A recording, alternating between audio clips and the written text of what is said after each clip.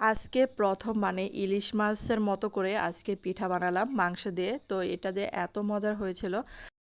আর আজকে কিন্তু এটা প্রথম বানিয়েছি। তো ভিডিওটা শুরুতে যদি আপনাদের কোনো অংশে ভালো লাগে তাহলে লাইক দিয়ে দেখা শুরু করবেন, এবং আমার চ্যানেলে যদি নতুন হয়ে থাকেন চ্যানেলটাকে সাবস্ক্রাইব করে পাশে থাকার অনুরোধ রইল। এখানে এই যে রান্না করা মাংস আমি হাত দিয়ে ঝুরি করে নিয়েছিলাম, তারপর কড়াইতে একটু তেল দিলাম আর এখানে বেশ কিছুটা পেঁয়াজ কুচি দিলাম। তারপর এখানে হাফ চা চামচ দিলাম ভাজা জিরা গুঁড়া আর শুকনা মরিচের গুঁড়া দিলাম, মানে যে যেরকম ঝাল খাবেন সেরকম বুঝে দিবেন। তো এখানে আমি 1.5 চা চামচের মতো শুকনা মরিচের গুঁড়া দিয়েছিলাম।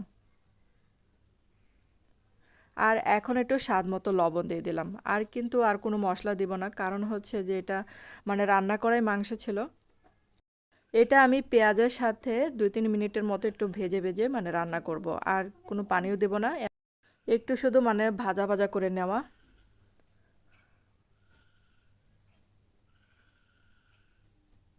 আর এই মাংস রান্নাটার মধ্যে যত পেঁয়াজ দেওয়া যায় ততটা মজার হয়। পিঠা বা সমোসা যেটাই বানান এই পুরটা দিয়ে বানানো যায়।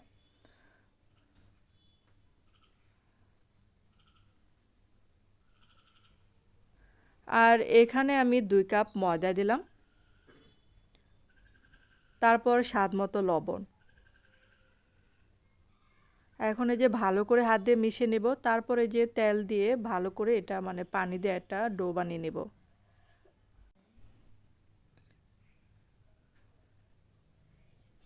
এখন এই যে অল্প অল্প পানি দিয়ে আমি এই যে ডোটা তৈরি করে নিচ্ছি। আর আমার এই ভিডিওটা যদি আপনারা ফেসবুকে দেখে থাকেন তাহলে ভিডিওটা একটু কষ্ট করে আপনারা শেয়ার করে দিবেন। এই যে ডোটা তৈরি করে নিলাম, আর এখানে কিন্তু এই যে আমি মানে তেল দিয়ে পরে এই যে কিছুক্ষণ 5 মিনিটের জন্য রেখে দিয়েছিলাম।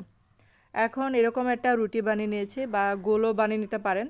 তো রুটির সামনে যে এরকম করে আমি দিয়ে দিব, আর আলাদা করে এই যে যাতে মাংসটা বের হয়ে না যায় একটু রুটি সাইড দিয়ে কেটে আমি চেপে চেপে দিচ্ছি, যাতে আমার পিঠাটা মানে পুরটা না বের হয়ে যায়। তো সাইড দিয়ে একটু পানি দিয়ে দিলাম। তারপর দেখেন এখানে যে সাইড দিয়ে আমি মানে 4টা দাগ কেটে নিচ্ছি। আর রুটিটা মানে যত বড় হবে মানে সাইড কাটাটা তত বেড়ে যাবে। তো রুটিটা যেহেতু আমি ছোট করে কেটেছিলাম তার জন্য 4টা মানে এই সাইড 4টা আবার ওই সাইড 4টা করে কেটে নিয়েছে। তো আপনারা এখন দেখে বুঝতে পারবেন যে কিভাবে বানাচ্ছি আমি। প্রথমে ওই সাইড থেকে একটা এনেছি, তারপর এই সাইড থেকে মানে একটা এনেছি, এভাবে করে মানে বেনি পিঠাটা বানাতে হবে। আর এটা মানে বানাতে কিন্তু অনেক সহজ। তো আমি প্রথমে আমি নিজে ভয় পেয়েছিলাম যে বানাতে পারবো কিনা। পরে যখন বানাতে শুরু করলাম দেখলাম যে অনেক অনেক সহজ একটা পিঠা এটা। তো যে কেউ মানে দেখে বানাতে পারবেন। তো এখন এই যে সামনে দিয়ে একটু কেটে নিচ্ছি, যেহেতু মাছের শেপে বানাচ্ছি আমি তার জন্য একটু ডিজাইন করে নিচ্ছি এটা। এখন এই যে মাঝখানটা চেপে দিচ্ছি, তারপরে যে কাঁটা চামচ দিয়ে একটু ডিজাইন করে নিলাম। এরপর এই যে মাছের চোখটা দেওয়ার জন্য এখানে একটা লং দিয়ে আটকে দিলাম। তো একটা বানিয়ে ফেললাম, এখন এই যে আরেকটা বানাচ্ছি। তো এই যে আরেকটা সেম ভাবে বানিয়ে নিচ্ছি। তো অনেক সহজ যেরকম পিঠা, এটা কিন্তু খেতেও অনেক মজার।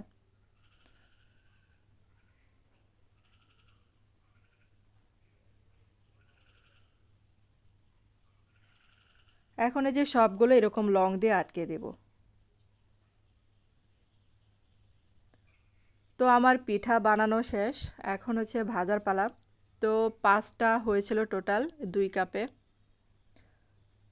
তো প্যানে তেল দিয়ে দিলাম, আর তেলটা মানে গরম বেশি হয় নাই, তারপরে যে দিয়ে দিলাম এখন।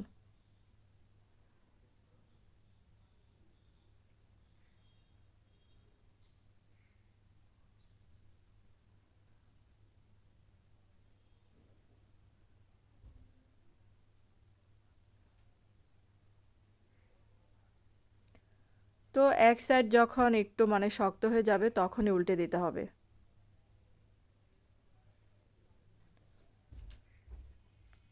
আর পিঠাগুলো এরকম বাদামি করে ভেজে নেব। তো এটা কিন্তু মানে কালারটা আরেকটু ডিপ করে তারপর তুলব। এখন এই যে দেখেন ডিপ কালার মানে চলে আসছে ভাজাটা। এখন এই যে তুলে ফেলছি।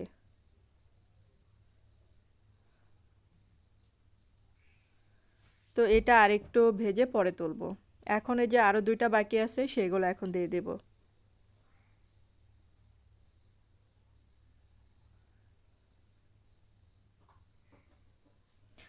তো সবগুলোই সেম ভাবে ভেজে নেব।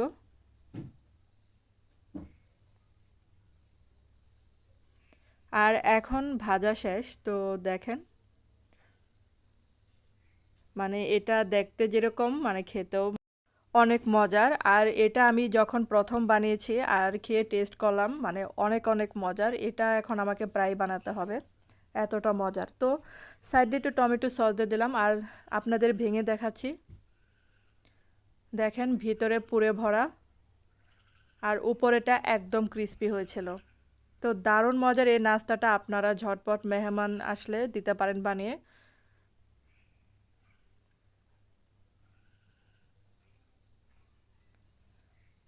তো সস দিয়ে খাচ্ছি তখন অনেক অনেক ভালো লাগতেছিল এই পিঠাটা।